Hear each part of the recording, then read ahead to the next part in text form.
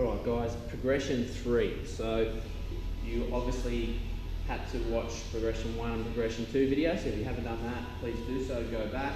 This one we're going to tie progression 1 and progression 2 into 3. Alright, so we're back to our band. We've spent a little bit of time on progression 2, rolling over, getting the speed, feeling the hip drive and the change of direction, catching in the bottom of the dip, and hopefully pressing out of that dip. If not, okay, we can work on that pressing strength in other ways. But obviously it is a requirement to finish off the muscle up. Coming from underneath the rings and getting on top of the rings and catching in the bottom of the dip is a feat in itself, but then you've got to be able to dip out of that or push out of that dip to finish off the muscle up, okay? But at this stage, we're just concentrating on rolling over the rings. We can build our tricep and push strength in many other ways at the same time, okay? So back to the band, all right?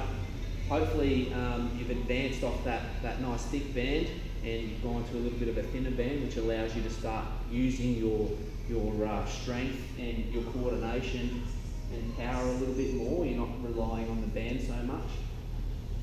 And we're going to adopt our position 1 or our progression 1. So we're going to sit in the band like so. And you'll notice that I've dropped down quite a lot from progression 1, which is good. That's because the band's not giving me as much support, which is what we want, okay? So just to recap, progression 1 was getting that hip drive and the pull timing, okay? And the rings pulling to the ribs. Progression 2 was rolling over the ring. So I was concentrating on the hip drive and my pull position and rolling over, okay? Now basically what we want to do is tie 1 and 2 together and start to feel the timing and trying to make that transition or the rollover on top of the rings nice and smooth, okay? And I want you to work on, when you finally get that timing and getting it to work smooth, I want you to work on catching in a hollow position, alrighty? So we all know the hollow position is our banana position, alright? So I want you to take note of where my legs are when I roll over on this one, okay?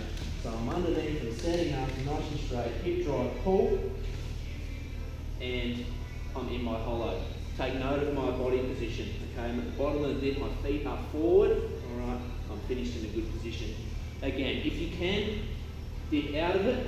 If you can't, I want you to dip out of it by pushing down through the ground with your feet, okay? So using your leg strength.